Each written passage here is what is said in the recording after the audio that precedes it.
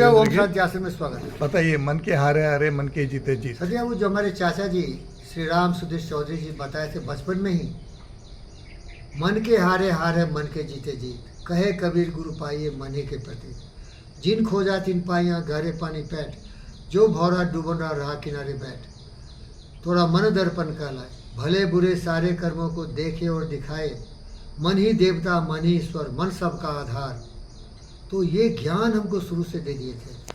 तो अगर मैं थोड़ा हिम्मत वाला आदमी हूँ और दुनिया में जितने भी महान लोग हुए, उनका माइंड जो था ना, वही सचमुच खजाना था उनके ग्रोथ और विकास का। जैसा सोचोगे वैसी तुम्हारी जिंदगी होगी। प्राणी अपने प्रभु से पूछे किस विधि पाऊँ तोए, प्रभु कहे तू मन को पाले पा जाएगा मोहे, थोड़ा मन दर्पण कहलाए। तो सती बाबू, इसको प्रमाणित मैं करता हूँ। आप जानते हैं महाभारत में जो सबसे महान पात्र था उसका नाम था कर्ण। उसके साथ बहुत धोखा हुआ।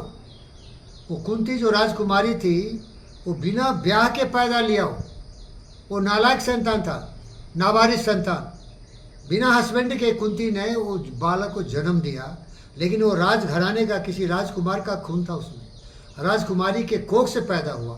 कुंती लाओक लाज के कारण उसको नदी में बहा दिया, और एक घोड़ा चलाने वाला सहिष्ठ ने देख लिया कि एक बच्चा रोते हुए जा रहा है, एक टोकरी में उठा लिया। इसीलिए उसको सुतपुत्र भी बोलते हैं। क्या बोलते हैं? सुतपुत्र। क्योंकि जन्म तो कुंती के कोख से हुआ, राज घराने से राजकुमार था, लेकिन वो घोड़ा चलाने वाला, टमटम चलाने वाला, रथ चलाने वाले के घर में उसका लालन पालन हुआ, और इसके लिए उसको बहुत अपमानित होना पड़ा। उसमें तो राज का दिव्य चेहरा था, लेकिन वो जब गया द्रोणाचार्य के पास कि सिखाओ हमको भी, क्योंकि राजा का डीएनए था ना भाई। बोला नहीं नहीं, तुम तो सुतपुत्र हो, ये राजकुमारों के लिए है इतना धनुधर विद्या। तो थोड़ी गलती किया हो, परशुराम के पास जाके छद्म बीच में सीख लिया हो, और सबसे बड़ा धनुर्धर बना। उसके सामने कोई कुछ नहीं था।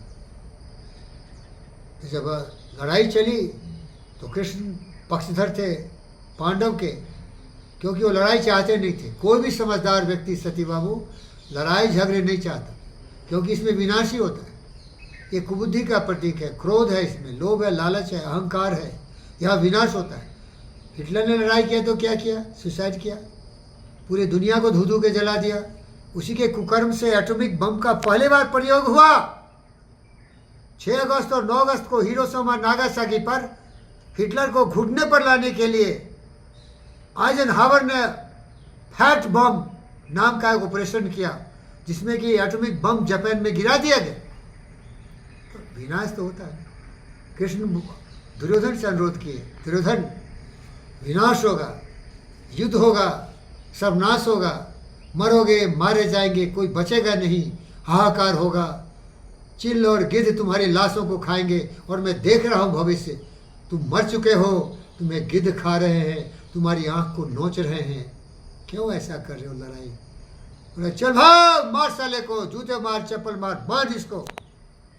किसने कहा हाँ हाँ दुर्योधन बांध मुझे। तो लड़ाई हुई। किसने बोल दिया अब महायुद्ध होगा, अब विनती से तुम सुधरोगे नहीं, तुम्हारा विनाश आ गया, विनाशकाले विपरीत बुद्धि, अब तुम्हारे विनाश को कोई रोक नहीं सकता, तुम सृजन कर रहे हो अपने सर्वनाश का, चलो लड़ाई होगा। आए, अब वो लगे ज्ञान लगाने, बुद्धि से जीता जाता है लड़ाई, स्ट्रेटजी से। तो सोचे ब्रह्मचारी, द्रोणाचार्य, भीष्म पितामह, कर्ण, ये लोग महान थे। ये रहते तो कभी लड़ाई जीता नहीं जा सकता है। इनको मारा क्या जाए, सबके लिए उसने स्क्रिप्ट तैयार कर दिया। भीष्म पितामह को मारना है, शिखंडी को लाना है, शिखंडी को लाना है। द्रोणाचार्य को मारना है तो झूठ बोलना है। अश्वत्थामा हाथों, और कर्ण को मारना है तो उसको कवच कुंडल से विमुक्त करना है, उसको लाना है। तो कुंती को बोले जाके वो बहुत बड़ा दानी है, उस दान मांग लो उसका कवच कुंडल, क्योंकि जब तक वह मरेगा नहीं। कवच कुंडल मीन्स कुछ स्किल होगा जिसको बोले बाल। और उससे बोले कि देखो मन के हारे हारे मन के जीते जी, मन के हारे। क्योंकि जब तक कर्ण का कुछ भी नहीं रहेगा ना, तो इससे बड़ा कोई है ही नहीं। इसे लड़ना हमारे लिए भी मुश्किल है। कृष्ण बहुत बड़े योद्धा खुद थे, भीष्म पितामह भी बहुत बड़े योद्धा थे, लेकिन ये लोग कृष्ण से भी बराबरी में थे या बहुत ज़्यादा थे। इनसे लड़ना चाहते नहीं थे कृष्ण। कृष्ण बहुत बड़े योद्धा थे, बहुत शक्तिशाली थे। इसीलिए भगवान बोलता है ना, भगवान ऐसे नहीं बोला, सबसे बड़े शक्तिशाली थे, योद्धा थे। तो कुंती को बोले जाके, शल्य को बोले कि जाके बोलो कि अर्जुन का वो घोड़ा चला है, शल्य कुंती का भाई। तो कुंती का भाई के पास कुंती गई तो बोला नहीं नहीं मैं नहीं घोड़ा चलाऊंगा, मैं वचन पहले ही दे दिया, क्योंकि एक ही परिवार के थे ना सब भाई। कर्ण को वचन दिया उसका घोड़ा चलाऊंगा, मैं पलटा नहीं करूंगा, वचन बदलूंगा नहीं। और राल्फ वाल्डो इमर्सिव से सीख लिया होता। सुबह में बोला कि बनूंगा, शाम में बोलो नहीं बनूंगा, वचन बदल दो, क्योंकि एक बार गलती की तो उस गलती को लेकर ढो मत। ये आज के युग में ऐसा होता है। उस जमाने में था वचन दिया प्राण जाए पर वचन न जाए। तो कृष्ण बोला ठीक है, वो नहीं बनेगा साइज, एक काम करो, उसको बोलो कि देखो भाई हो ना, एक काम करना, जब अर्जुन तीर मारे कर्ण के रथ पर तो बोला वाह अर्जुन क्या चीज़ है, वाह अर्जुन क्या चीज़ है। और कहावत है कि अर्जुन के रथ पर कृष्ण ने हनुमान जी को बैठा दिया था, जो कि हिमालय से भी ज़्यादा वेट लेके बैठे हुए थे। नहीं समझे, पूरे ब्रह्मांड का वेट उस पर रख दिए थे। कहावत है भाई दोनों।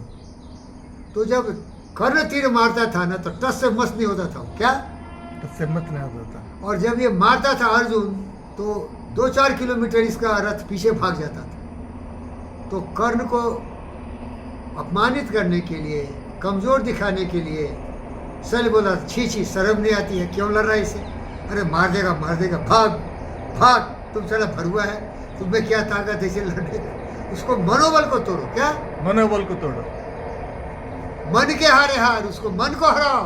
मन को हारे। जब इसका मन हार जाएगा ना, वो लड़ाई वहीं खत्म हो जाएगी। यही इसका मतलब है। Thank you. Thank you.